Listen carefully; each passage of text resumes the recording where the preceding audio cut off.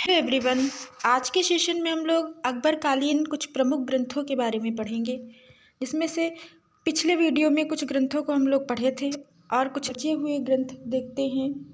तो देखते हैं रज्मनामा के बारे में। ठीक है, तो रज्मनामा क्या है? ये महाभारत का फारसी अनुवाद है और इसका चित्रण अकबर के काल में 1582 से 1589 ईस्वी में इसका चित्रण हुआ था। ओके, और ये क्या है? ये महाभारत का फारसी अनुवाद है। ये महाभारत का फारसी अनुवाद है और इसका अनुवाद किसने किया था? तो अब्दुल कादिर बदायूनी ने इसका अनुवाद किसने किया था? तो अब्दुल कादिर बदायूनी ने इसका अनुवाद किया था। रज्मनामा ये महाभारत का फारसी अनुवाद है, जिसका अनुवाद अब्दुल कादिर बदायूनी ने किया था। ठीक है, और इस ग्रंथ में कितने चित्र हमें प्राप्त होते हैं? तो इस ग्रंथ में हमें 169 चित्र प्राप्त होते हैं, जो 3 जिल्दों में विभक्त हैं। ओके, चित्रों की संख्या जरूर याद रखेंगे। चित्रों की संख्या कितनी है? तो 169 चित्र हैं। ओके, और रज्मनामा चित्रावली में दसवंत के बनाए गए 21 चित्र प्राप्त होते हैं। ठीक है, तो रज्मनामा में दसवंत के बनाए गए कितने चित्र प्राप्त होते हैं? तो 21 चित्र प्राप्त होते हैं। याद रखेंगे, इंपॉर्टेंट पॉइंट है ये। फिर देखते हैं रज्मनामा ये वर्तमान में समाई मानसिंह सेकंड संग्रहालय, ठीक है, या मानसिंह द्वितीय संग्रहालय जयपुर में संग्रहित है। ये वर्तमान में कहाँ सुरक्षित है? तो समाई मानसिंह द्वितीय संग्रहालय जयपुर में संग्रहित है। ओके, और इसको पूरा करने में 50 चित्रकारों का योगदान रहा है। इसमें प्रमुख चित्रकार कौन है? दसवंत हैं, बसावन है, मिस्किन है व लाल महत्वपूर्ण ये चित्रकार इसमें आपको देखने को मिलते हैं। ठीक है, फिर देखते हैं कर्नल टी.एच. हैंडले ने रज्मनामा के 148 कितने चित्र? 148 चित्र अपनी पुस्तक में छापे थे। ओके, तो फिर अब आगे हम देखते हैं हम लोग अब देखेंगे पंचतंत्र के बारे में। तो पंचतंत्र के लेखक कौन है? विष्णु शर्मा है। ठीक है, तो पंचतंत्र का फारसी भाषा में ईरानी संस्करण है तो अनवर सुहेली है। ठीक है, फारसी भाषा में ईरानी संस्करण जो है वो अनवर सुहेली है। और इसका जो अरबी नाम है, तो अरबी नाम क्या है? कलीलाह दिमना। ओके, क्या नाम है? कलीलाह दिमना। और कलीलाह दिमना के आधार पर इसका फारसी अनुवाद फिर से कराया गया। तो फारसी अनुवाद इसका क्या था? अयारे दानिश। कलीलाह दिमना के आधार पर इसका फारसी अनुवाद क्या करवाया गया? अयारे दानिश। और फारसी भाषा में ईरानी जो इस संस्करण है, ईरानी संस्करण क्या है? अनवर सुहेली। फारसी अनुवाद क्या है? अयारे दानिश।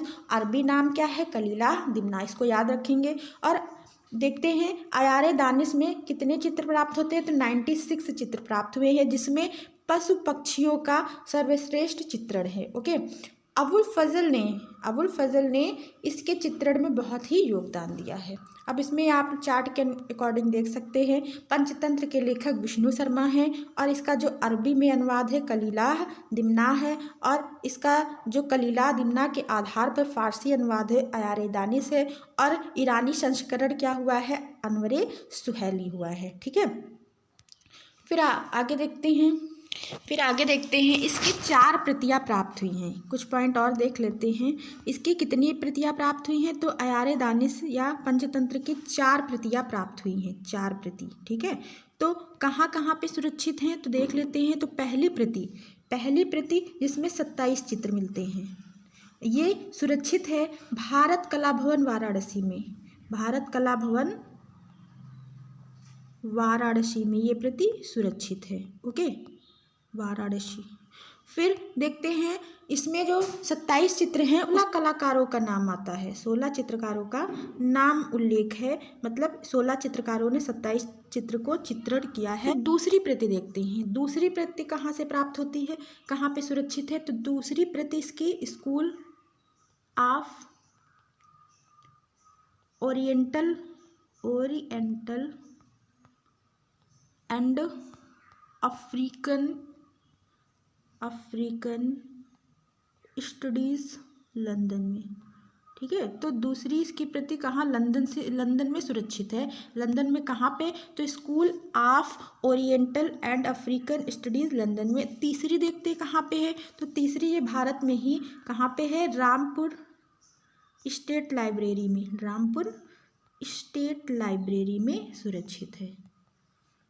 ठीक है, फिर चौथी प्रति है वो कहाँ पे सुरक्षित है, तो चौथी प्रति इसकी सुरक्षित है रॉयल एशियाटिक सोसाइटी लंदन में, रॉयल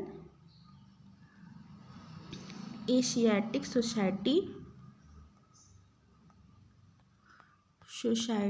लंदन में इसकी चौथी प्रति सुरक्षित है। ओके, तो फिर आगे देखते हैं आगे कौन सा ग्रंथ है, अकबरनामा। तो ये अकबरनामा ये अकबर की आत्मकथा है। ठीक है, अकबर की ये आत्मकथा है जिसके लेखक अबुल फजल हैं। इसके लेखक भी इम्पॉर्टेंट है, अबुल फजल हैं। और इसमें कितने चित्र प्राप्त होते हैं, तो 117 चित्र प्राप्त होते हैं। और ये वर्तमान में ये प्रति विक्टोरिया एंड अल्बर्ट संग्रहालय लंदन में संग्रहित है। ठीक है, तो ये ग्रंथ 3 जिल्दों में बनी है, जिसकी तीसरी जिल्द क्या कहलाती है, आईने अकबरी कहलाती है। ओके, और आईने अकबरी को पुनः 5 अध्यायों में विभक्त किया गया है। इसको भी 5 अध्याय में विभक्त किया गया है। प्रथम 4 अध्यायों में क्या है, अकबर की शासन प्रणाली व अन्य महत्वपूर्ण जानकारियाँ मिलती हैं।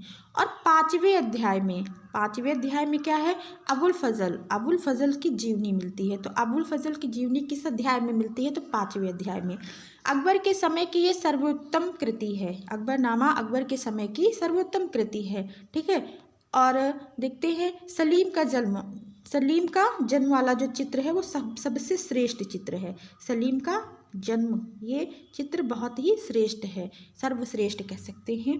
फिर अकबर के सर्वोत्तम चित्र सलीम का जन्म चित्र है, जिसके चित्रकार केशो या कह सकते हैं केशव। कौन है, केशव।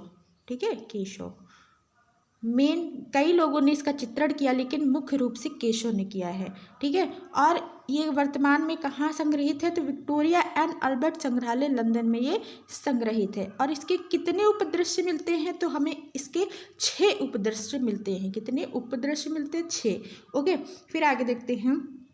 तो प्रथम विभाजन या प्रथम दृश्य में क्या है, तो प्रथम दृश्य में क्या दर्शाया गया, महल के बाहर दान देने वालों को दर्शाया गया। इसमें चित्र इंपॉर्टेंट है, चित्र पूछा जा सकता है कि प्रथम विभाजन में क्या दर्शाया गया है, द्वितीय विभाजन में क्या दर्शाया गया है।